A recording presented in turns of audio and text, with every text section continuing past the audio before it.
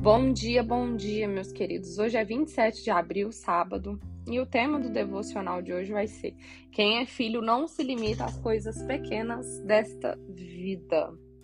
A leitura que nós iremos estudar hoje, ela está lá no livro de Lucas 15, a partir do 11, que é a parábola do filho pródigo, que diz o seguinte: E disse um certo homem que tinha 2 filhos, e o mais novo disse ao pai: Pai, dai-me a parte da minha herança que me pertence. E aí ele repartiu com os 2 filhos a herança, e poucos dias depois o filho mais novo juntou a parte dele que ele recebeu da herança e foi para uma terra longe e desperdiçou toda a sua parte da herança, vivendo dissolutamente. E aí, havendo gastado tudo, houve naquela terra grande fome, e aí ele começou a padecer de necessidades. E foi que chegou um dos cidadãos daquela terra, o qual o mandou para os seus campos para apacentar porcos. E então, ele desejava encher o seu estômago, né? Porque ele estava com fome com as bolotas que os porcos comiam. E ninguém lhe dava nada. E caindo em si, ele disse: Quantos trabalhadores meu pai tem? Os trabalhadores do meu pai têm abundância de pão, e aqui eu pereço de fome. Levantarei-me e irei ter com meu pai e direi-lhe: Pai, pequei contra o céu e pequei perante a ti. Já não sou digno de ser chamado de teu filho. Fazei-me como um de seus trabalhadores. E levantando, ele foi para o seu pai. E quando ele ainda estava longe, ele viu seu pai que se moveu em íntima compaixão. E correndo, lançou-se ao seu pescoço e o beijou. E o filho disse: Pai, pequei contra o céu, pequei perante a ti. Eu já não sou digno de ser chamado de teu filho. Mas o pai disse aos seus servos: Trazei depressa a melhor roupa e veste ele. Põe um anel na tua mão, sandália a teus pés, e trazei o meu bezerro mais gordo. Matai-o, comamos e alegremos, porque este meu filho ele estava morto e ele reviveu. Tinha se perdido e foi achado, e começaram a se alegrar. Então, gente, vamos contextualizar. Um pai, ele tinha 2 filhos. O filho mais novo, certo dia, fala: Pai, eu quero a minha parte da herança. Assim, o pai obedece, vai lá, reparte a herança e entrega para ele. E aí ele pega essa parte da herança, vai para uma terra longe, gasta tudo, fica sem nada, ao ponto de passar fome nessa terra. Ele tem que começar a trabalhar para outras pessoas. E aí, começando a trabalhar para outras pessoas, ele começa a passar fome, a ponto dele desejar comer a comida que os porcos comem. E aí, quando ele chega nessa situação, ele se lembra: caramba, quando eu estava lá junto com o meu pai, até os funcionários do meu pai, os trabalhadores do meu pai, comiam melhor do que hoje o que eu tô comendo aqui. O que eu tô fazendo da minha vida? Eu vou voltar para trás, eu vou voltar lá pro meu pai e vou pedir perdão pro meu pai, falar: Pai, eu pequei contra Deus, pequei contra ti, eu já não sou digno de ser chamado de teu filho, me aceita de volta como um de seus trabalhadores. E aí ele se surpreende, porque quando ele volta, o pai lhe recebe muito bem. O pai manda vestir nele a melhor roupa, a melhor sandália, manda colocar um anel no dedo dele, reconhecendo ele, a paternidade, reconhecendo ele como seu filho, e manda pegar o bezerro mais gordo que tem lá no pasto para poder fazer uma festa. Pois bem, continuemos. E aí o filho mais velho, que é o que ficou, tá? O filho mais velho, ele estava no campo, e aí ele veio, chegou perto da casa, e aí ele ouviu músicas, danças, e aí ele chamou um dos servos e perguntou: o que tá acontecendo? Tá tendo uma festa aqui, eu não fui chamado? E aí o servo, né, explica para ele: olha, seu irmão voltou. Seu irmão que tinha ido embora, voltou. E aí o seu pai mandou pegar o bezerro mais gordo, matar, e tá fazendo uma festa para ele, porque ele chegou são e salvo. E aí o irmão, ele fica extremamente indignado e irritado, e aí ele se recusa a entrar.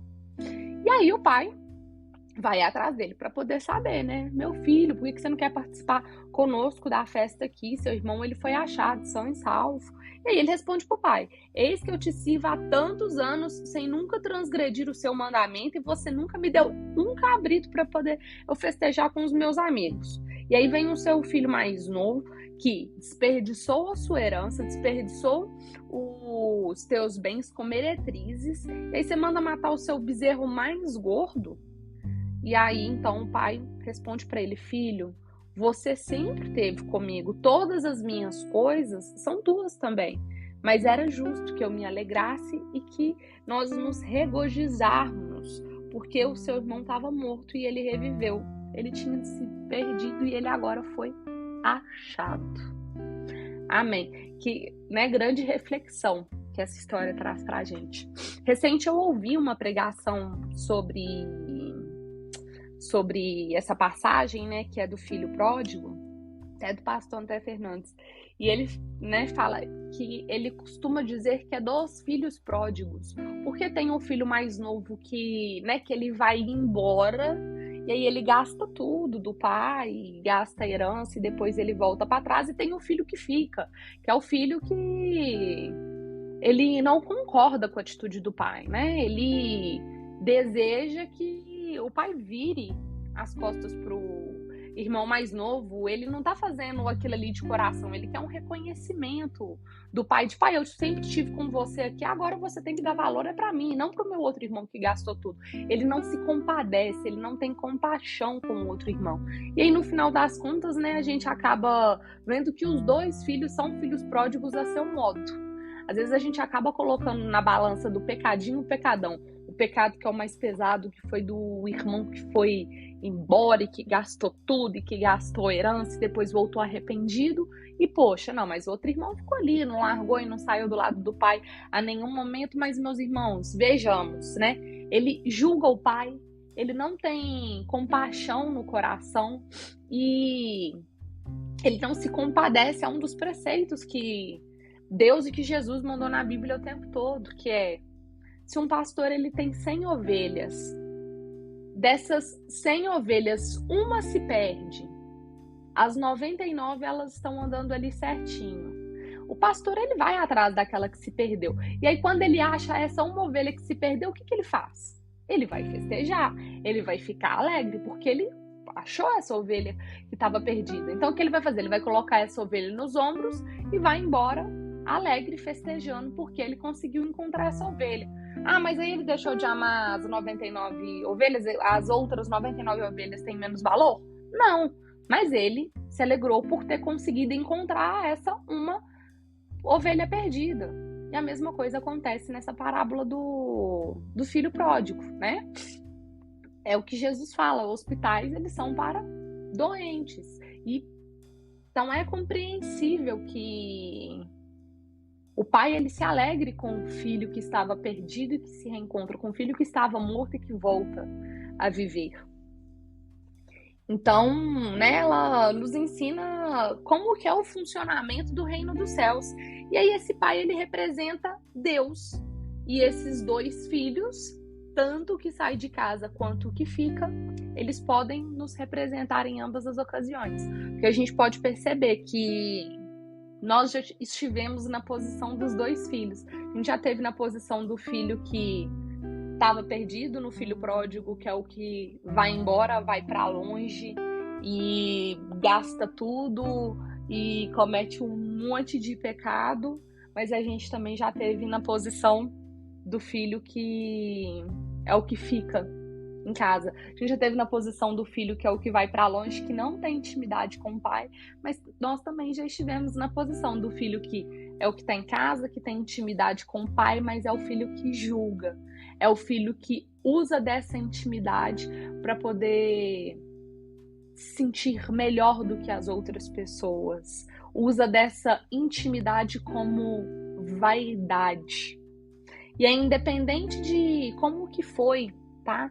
A sua criação com os seus pais, se eles foram assertivos ou se eles falharam com você.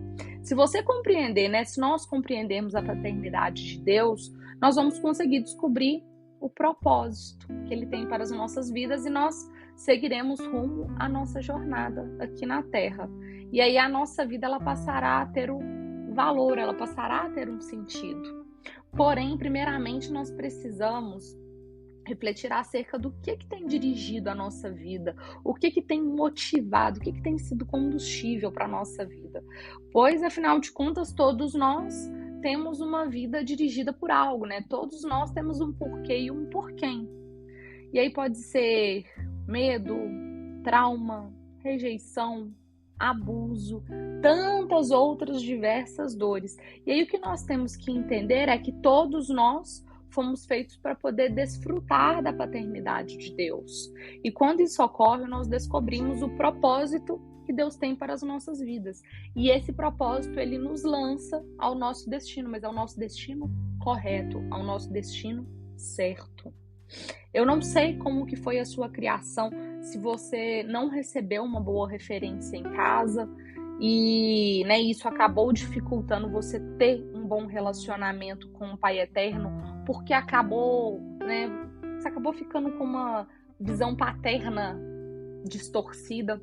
Uma vez eu estudo muito e eu ouço muito o que teólogos e o que outras pessoas que estudam a palavra do Senhor, quais são as opiniões dela. E uma vez eu estava escutando de uma dessas pessoas que o fato dela ter tido uma relação muito distorcida com o pai, uma relação muito conturbada com o pai durante toda a sua vida, quando chegou o momento dela ter um relacionamento íntimo e profundo com Deus, ela tinha dificuldade de chamar Deus de pai, porque para ela não era algo natural chamar alguém de pai, chamar alguém de papai.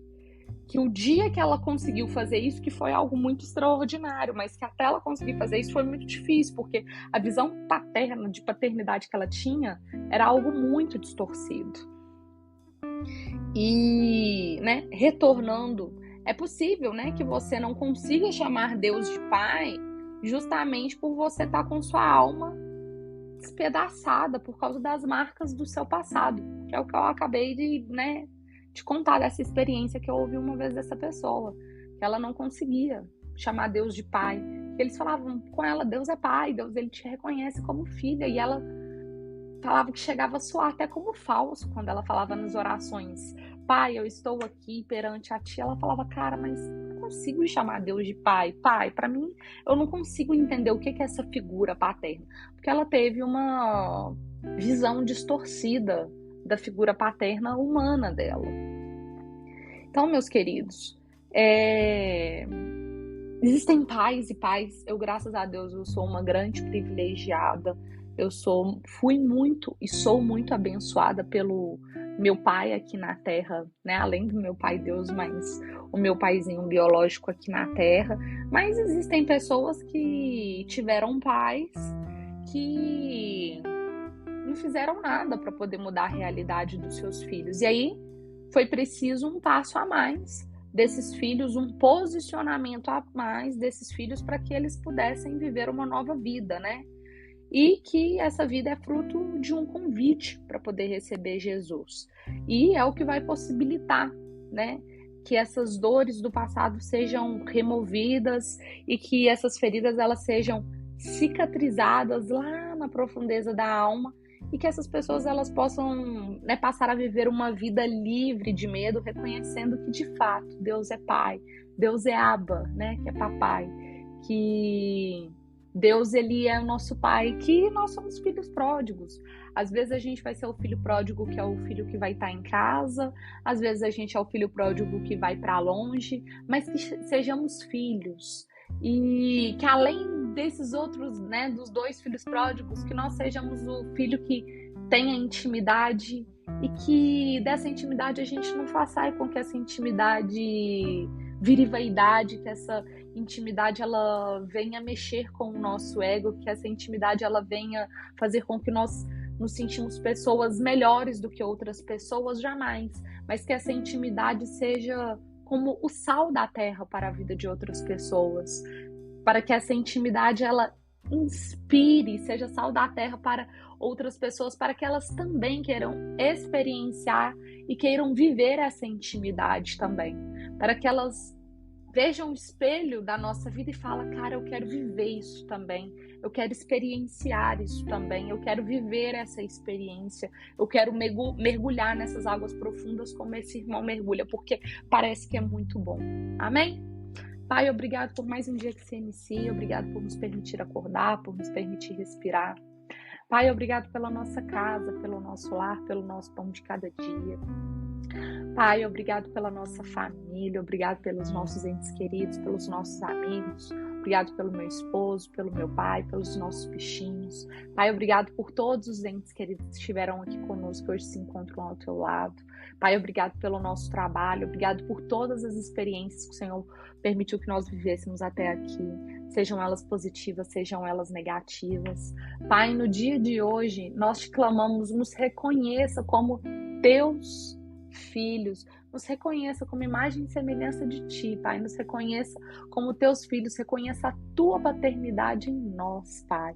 Pai, esvazie-nos de toda a vaidade, nos esvazie de todo o ego, nos esvazie de toda a arrogância, que o nosso relacionamento, que a intimidade com o Senhor jamais seja para que nós tenhamos vaidade, jamais seja para que tenhamos sentimento de sermos irmãos melhores do que os outros irmãos.